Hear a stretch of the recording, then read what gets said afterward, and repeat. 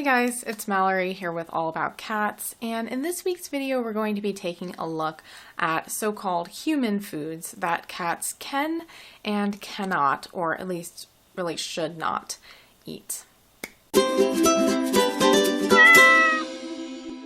So before we get into our list of foods that cats can and cannot eat, I think it's important to clarify this idea of people versus cat food. So cats are not these anomalous creatures who can only consume a man-made diet that has been specially formulated with synthetic vitamins and minerals and amino acids in order to meet their nutritional requirements. In fact, a cat can survive and thrive on a natural prey-based diet.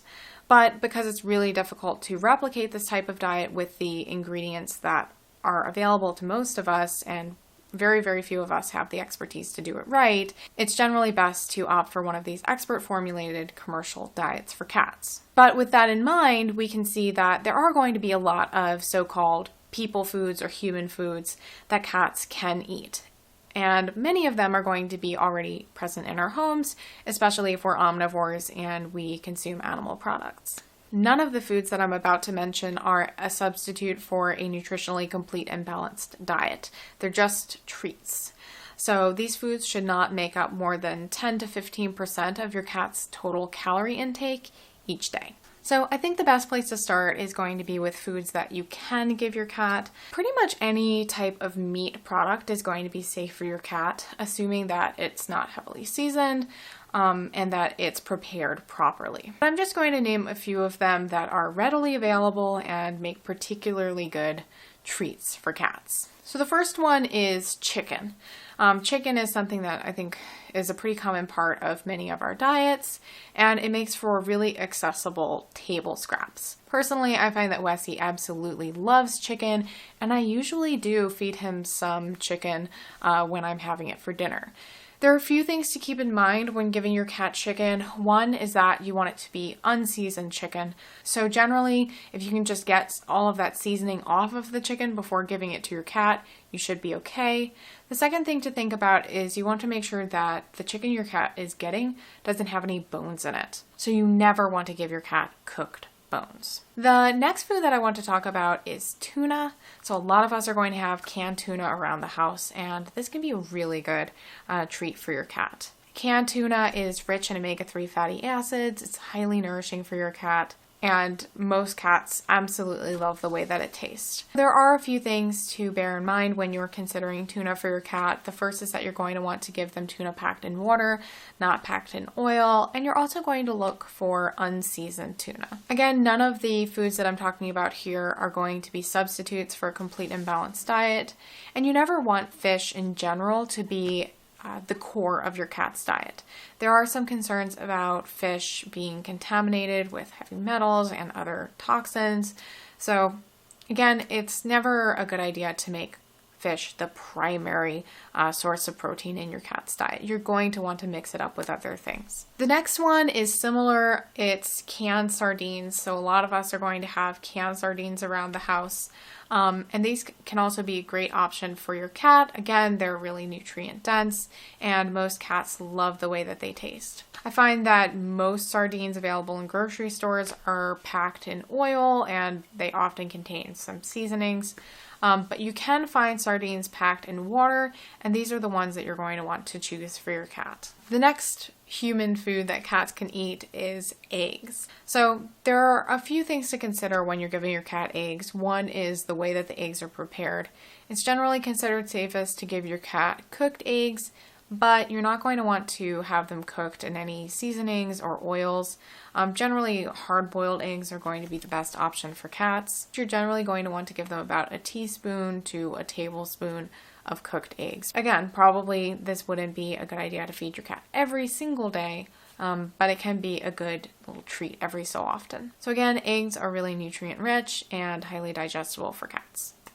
And the fifth food that I want to talk about that is safe to feed your cat is a little bit different from the rest, and it is yogurt. So one of my favorite feline nutrition controversies is the question of whether or not cats should drink milk. So it's generally accepted today that cats should not be drinking more than very small amounts of milk because the average adult cat is lactose intolerant. That being said, there are a few options for cats who really like dairy products but who can't tolerate them, and one of them is yogurt. So a good yogurt with plenty of live active cultures is going to be a good option for cats.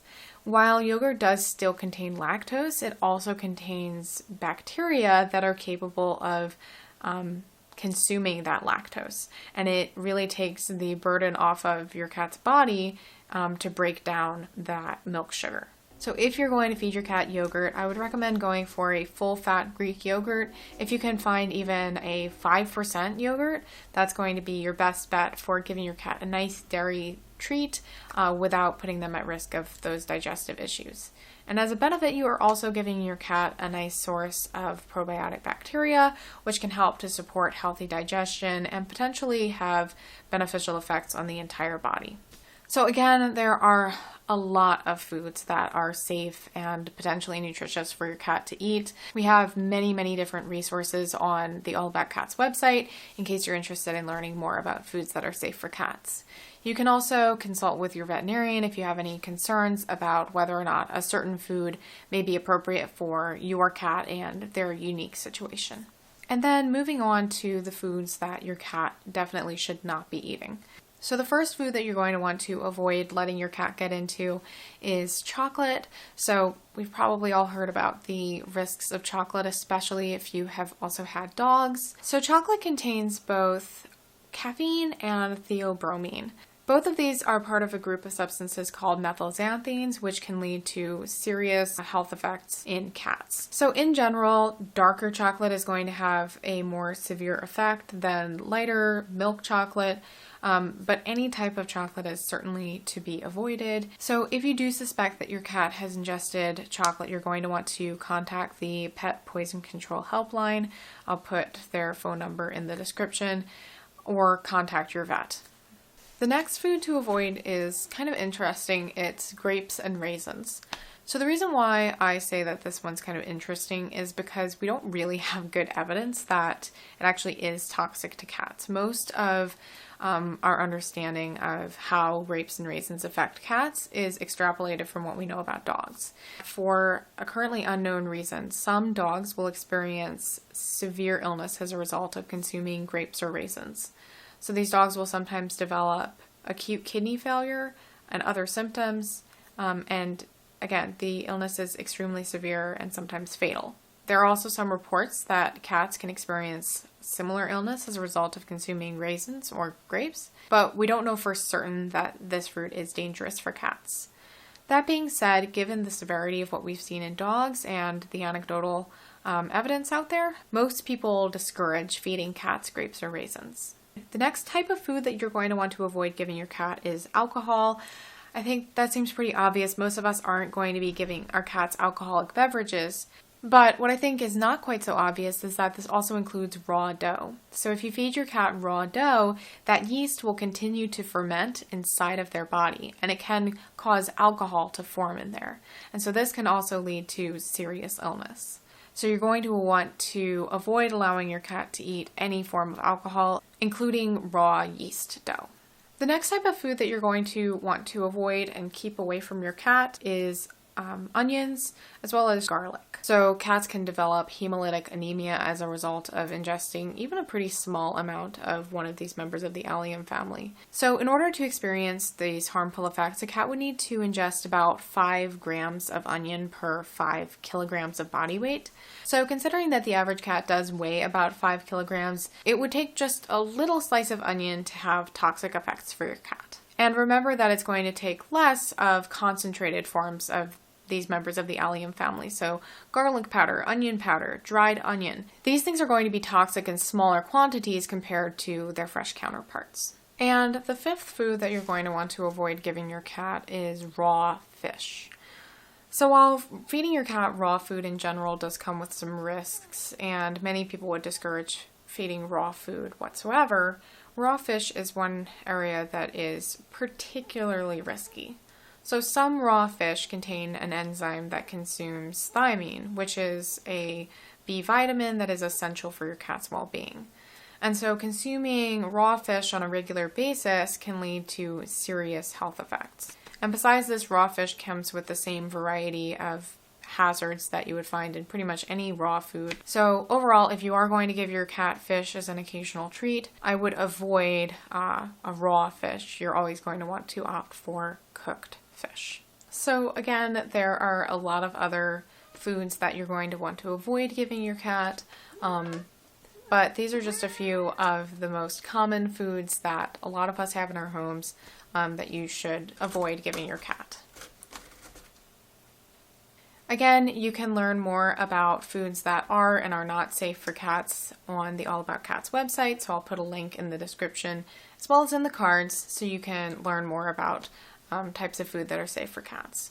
Again, none of the foods mentioned here are going to be a substitute for a nutritionally complete and balanced diet, and you're going to want to consult with your veterinarian before adding something new into your cat's diet. So as always, thank you so much for watching. If you have any questions about feline nutrition or anything else related to taking care of your cat, you can leave a comment down below and I'll try to get back to you as soon as possible. I'd also like to mention that we recently launched a community discussion board on the All About Cats website, so I'll put a link to that in the description as well. You can click there and connect with fellow cat guardians as well as our team of expert moderators. So this can be a really good place to keep the conversation going outside of YouTube. Again, thank you so much for being here. If you're interested in more videos like this one, as well as product reviews, buyer's guides, and more information on all things cats, please subscribe to the channel and hit the notification bell so that you never miss an upload. Thank you so much, and I will see you in the next video. Bye!